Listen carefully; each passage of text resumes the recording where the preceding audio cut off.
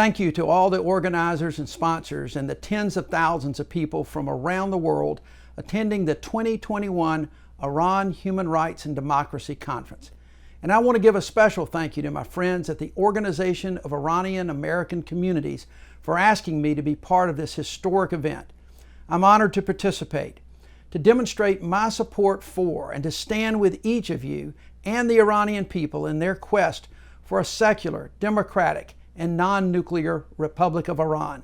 As you all are well aware, the recent activity in Iran was not an election where the people of Iran duly elect their next president, but in reality, it was a selection by Iran's supreme leader of a loyalist, Judiciary Chief Ebrahim Raisi, whose rise to power has been marked by repression and injustice and the execution of literally thousands of political dissidents dating back to the 1988 massacre, which you're all too familiar with.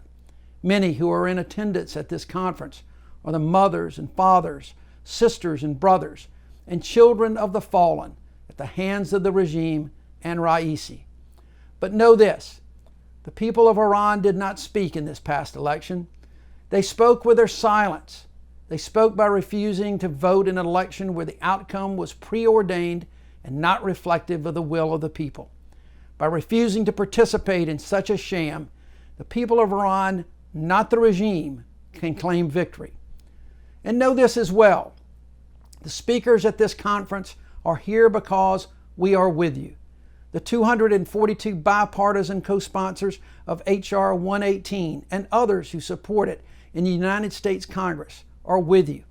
I am with you. And there is hope. Iran's election this year is vastly different than those that have gone before it. This year's so-called election comes at the regime's most precarious time, as its prospects for survival are being questioned from both sides, inside the regime and outside by freedom-seeking people in Iran and across the globe.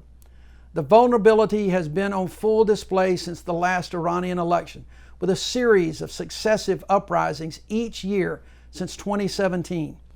Whether it is the global economy, military security, climate change, racial and social justice, or healthcare and the fight against a worldwide pandemic, democracy represents more than just a form of government. It is an idea and a set of values grounded in the dignity and value of every single human being. It's a theme that President Biden campaigned on, and a theme he has stressed since becoming president. Significantly, the United States Congress, through the House Representatives Resolution 118, is speaking out. The resolution highlights the desire of the Iranian people to achieve the freedoms they so rightly deserve, as evidenced by the repeated rounds of protest in cities throughout Iran, and urges the Biden administration to make ending the Iranian regime's reign of terror and human rights abuses while providing unwavering support for the Iranian people's struggle for freedom and a democratic, non-nuclear republic of land. Make that the centerpiece of U.S. policy toward Iran. The resolution is also a message to the global community to not let up, to work together in a unified effort to hold Iran accountable for breaching diplomatic privileges and targeting tens of thousands of Iranians, calling for the universal right to vote, free elections, gender, religious, and ethnicity equality, and a foreign policy based on peaceful coexistence and a non-nuclear Iran. The point is, you have friends in and out of the United States government. But change will not and should not come to Iran because other countries want it or even demand it. No, my friends, change must come, and I believe will come, from you and the people of Iran. You are the source and instrument of change. You are the inspiration for change.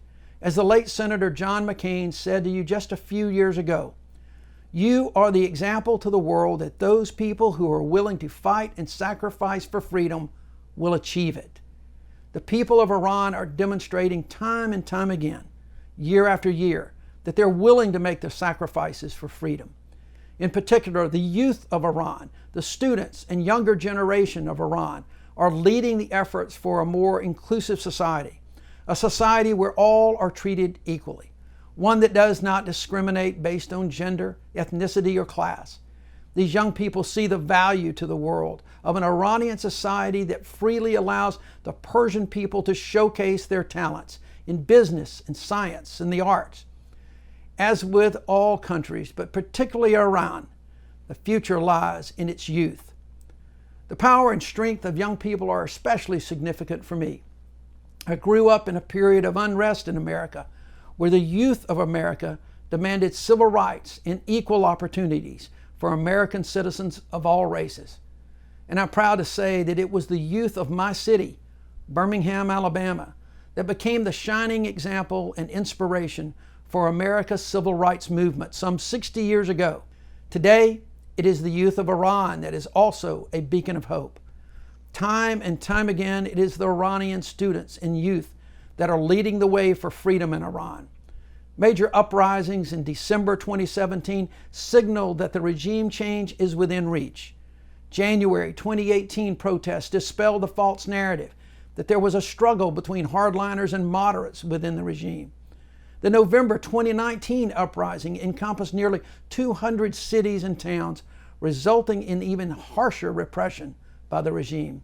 And in January 2020, nationwide protests were triggered by a cover-up orchestrated by the regime after the IRGC shot down a Ukrainian airliner. It happened in Birmingham some 56 years earlier. Students and others took to the streets demanding change. But change, true change, lasting change, does not come quickly or easily. True change, lasting change will come only through continued determination, ongoing commitment, and lasting sacrifice, characteristics possessed by all freedom-loving Iranians. It was the same determination, commitment, and sacrifice seen and heard during America's civil rights movement, as time and time again, demonstrators sang the lyrics of one of the many great freedom songs. Ain't gonna let nobody turn me around. Turn me around. Ain't gonna let nobody turn me around. I'm gonna keep on walking, keep on talking, marching up to freedom land. The challenges for a secular, democratic, and non-nuclear Iran still lie ahead. So my charge to you as this conference concludes is to never give up. Never lose sight of the quest for freedom. Keep on a walking, keep on a talking, keep on a marching toward freedom land, and in so doing, don't let nobody turn you around. Thank you all very, very much.